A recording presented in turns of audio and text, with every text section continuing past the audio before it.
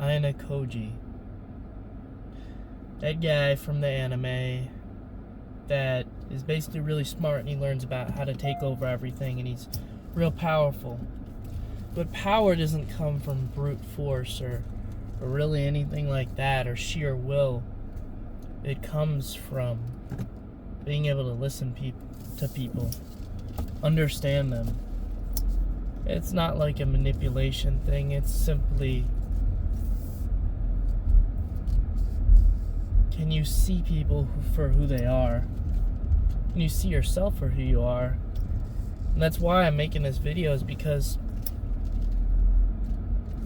there's some people in my life right now that they don't know what they are themselves. They haven't even taken accountability for themselves. So if you can't even understand yourself, how can you possibly try to figure out how anyone else's brain works? It's impossible. So, before you try psychoanalyzing other people, try psychoanalyzing yourself. I understand my brain to the fullest at this point. I'm my own therapist. I've thought of everything. Not everything, of course. I know I have imperfections, but my self-acknowledgement of those imperfections and poor qualities allow me to push forward. And it also allows me to see others for who they are as well.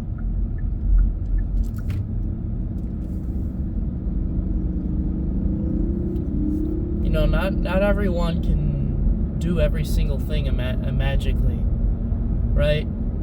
Everyone has pros and cons to them, and that's what makes people interesting. That's what makes people unique. If you try to take that away from someone, that their individuality, by making them be perfect in one subject,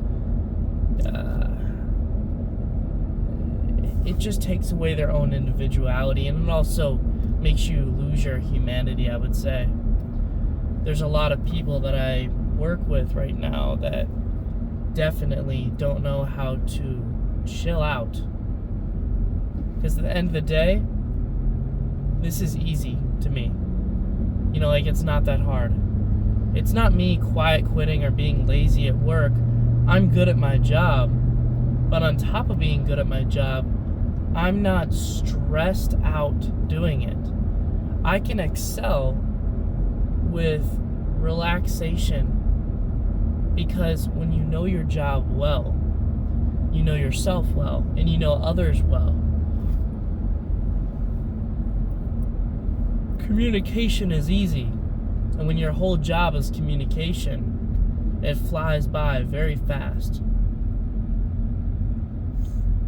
One problem right now is, I think me talking all the time, oh my god. As I was saying, I think for me, talking all the time has created this whole sinus problem. It's giving me difficulty recovering from my last cold. And I don't even think I'm transmissible at this point. It's simply me not being able to heal from talking all day. And then I continue to do so with this, because I need to get these thoughts out.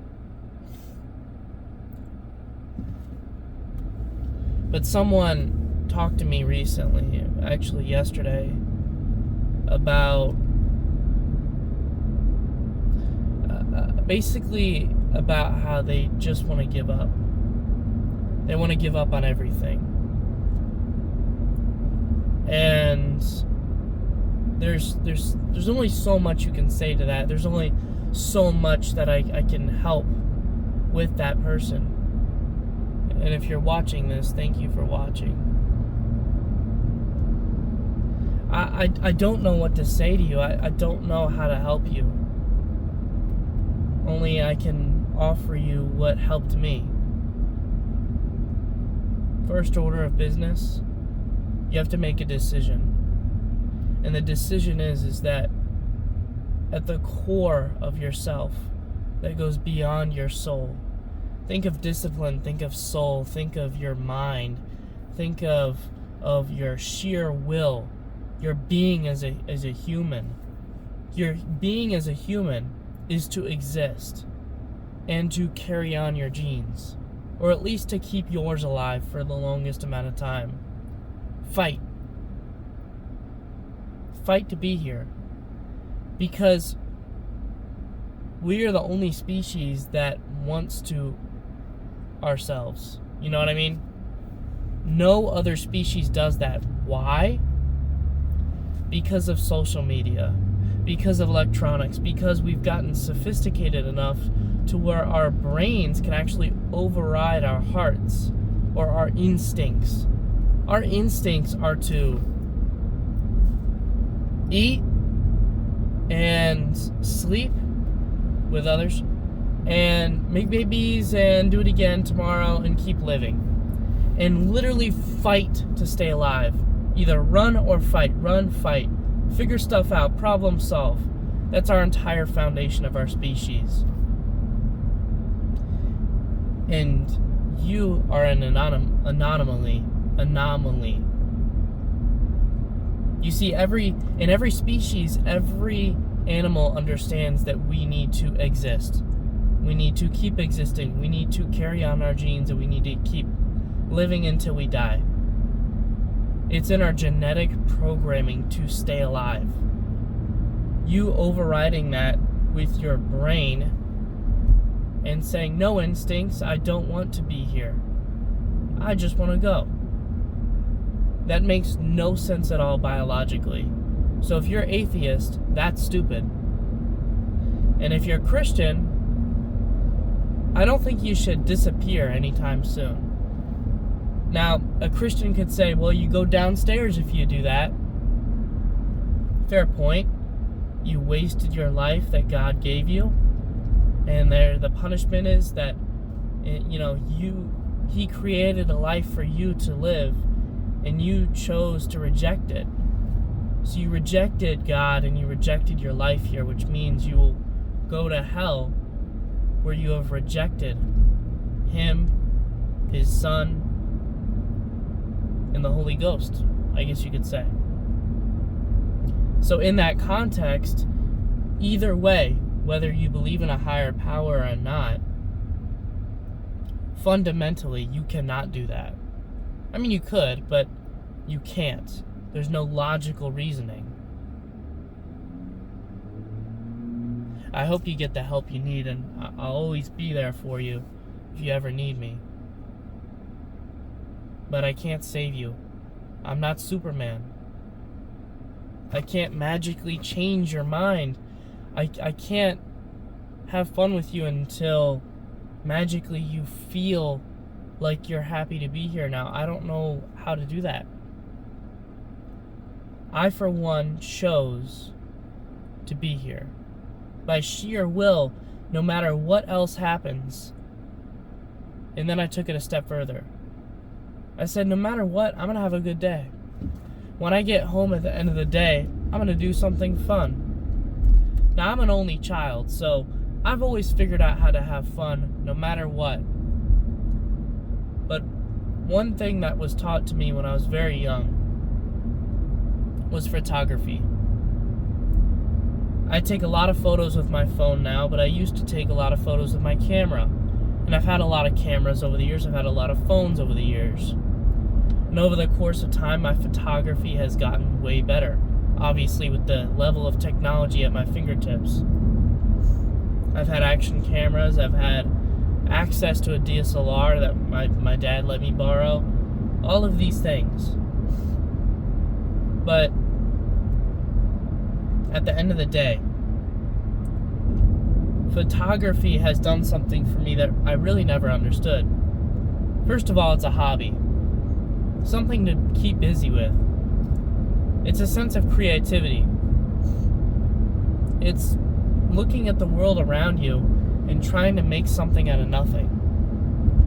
A lot of photography that takes place, you'll look at a picture and go, oh my gosh, how I want to go there. But in reality, it's a small portion of the place around it. Maybe the rest of the area is awful. But the photographer had a perfect eye to see through and get that picture for you in the perfect lighting conditions to make you appreciate that place. That's what photography does for a person. It's not just a hobby. It's not just capturing the moment for your kids, for your friends. It's also taking photos that when you die, they'll still be there. I hope they post them in a museum, unlikely, or maybe on social media somewhere or whatever, but they're there. And when you take photos, you're gonna realize that there's not a lot of great spots around you to take photos about. So you have to improvise, you have to drive out of your way to find special spots. You have to really look at the small things around you and try to find a good photo.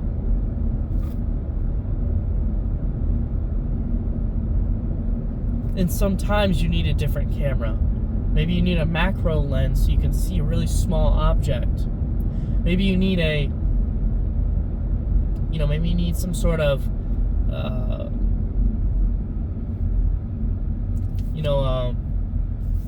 telescoping lens that's able to let you see the stars. Or maybe you need a DSLR where you can set the exposure high so you can capture the whole nightscape of stars and do a time lapse or whatever. My point is that once you have an eye for photography, you start seeing things a different way. You start appreciating your surroundings more. And people too are important, so maybe you want to take pictures of people. Me personally, I use myself as a subject sometimes, but for the most part, I'm taking photos of things. The reason for that is because as an only child, the places that you're taking photos at don't always have people in them, and don't always have people that are willing to pose for you as an amateur photographer. Like you just want to take photos right now. This person isn't getting amateur photos. They're getting like tests. They don't want none of that. Now, if it was professionally done, maybe they'd appreciate it, but you still have to convince them, and you probably just give them to them for free. My point is that photography helped me appreciate my life more. Looking back on it now, it captured all of the moments that I would have forgotten. It helps me bring myself back to that moment and remember all the lessons and fun I had during that time. I've got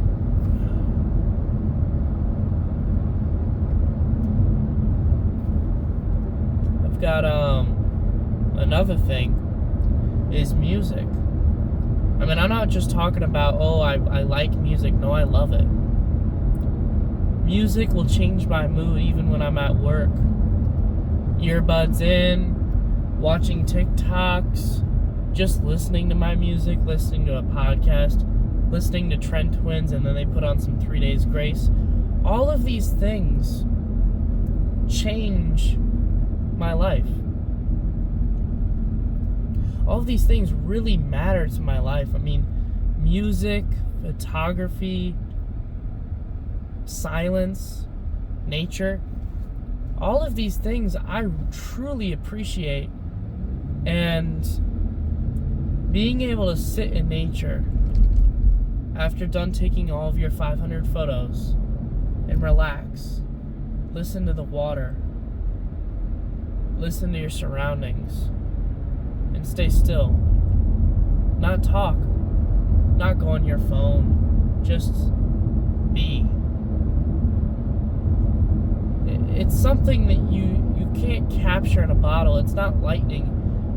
I don't know how you can create that for yourself, but it's how I perceive the world. It's the only way I perceive the world. I get up, I'm relaxed in the morning. I'm not awake, I'm not jazzed, I'm not tired, I'm just up. I go to work, I'm up, I just do my job at a neutral standing. I reflect as I go, I deal with problems as they arise with a calm and collected face. Then I get out of work and I go to the gym. I again, I'm relaxed. My emotions are not even really affected. I get a burst of energy, but that's about it. And then I get out of the gym, I go home.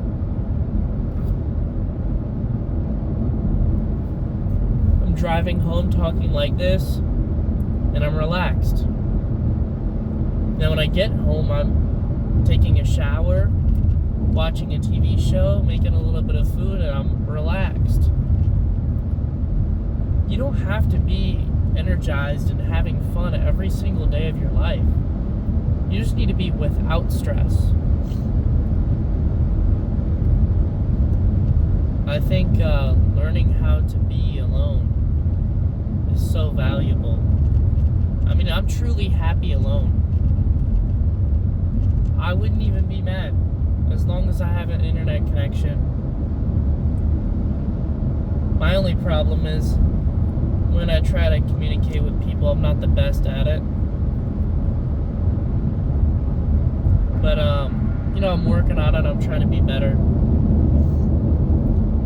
Brian Johnson says something. Says, don't die. He's the guy who's spending $2 million a year to see if he can live to 120. He had a tech company, he sold it off, and he's got $600 mil in the bank that he's been burning $2 mil a year on to discover the cure to death.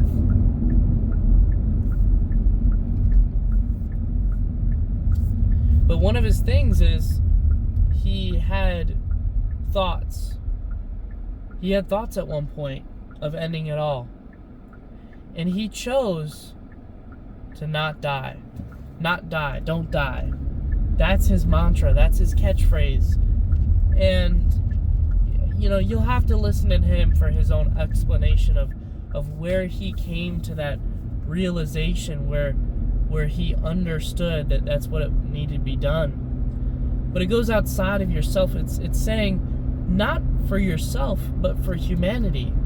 This man is a guinea pig testing out different tests and procedures to make sure that he lives to 120 so that maybe the next generation can live until 130. That's all he's doing. He's not even doing it for himself. That's selfless. And it's something I've applied my whole life. I haven't realized it, but I've been raised the right way.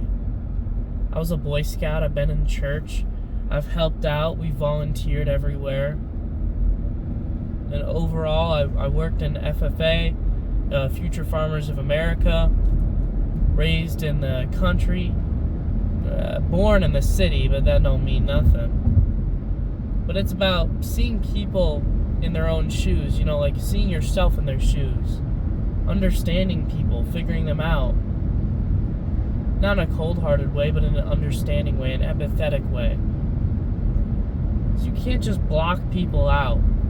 You can't just immediately assume that you know better than them, or that they may be lying to you or whatever. You have to give people the benefit of the doubt. And once you do that, you start learning how to be a servant of God, but also a servant to humanity. My goals are to keep making society a better place. I need to make society a better place before I die. And after I die, my kids need to continue my legacy of making this world a better place.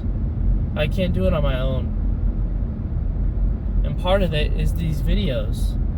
My mindset, trying to map out my identity, my ideology as a person. And part of that is that you need to serve others. I serve everyone around me as a customer service representative every day. But it's not good enough. I need to help out at my church more. I need to understand my friends better and maybe help my friends out more. There's things that we can do as servants that isn't necessarily like a bad thing. The whole point of humanity is to work together. Our communication and our ability to work together is the sole reason that we've come this far as a species. We just need to continue that philosophy, that struggle, that ideology. And once you become more selfless, you'll start to realize that trying to disappear on your own and not take accountability for your actions and just give up on life, it becomes disgusting to you, revolting. How could you ever betray your fellow people? Because it's not about you. It's about everyone else that you could have helped, but you chose to give up. Anyways, that's everything for today. Don't die. I'll see you.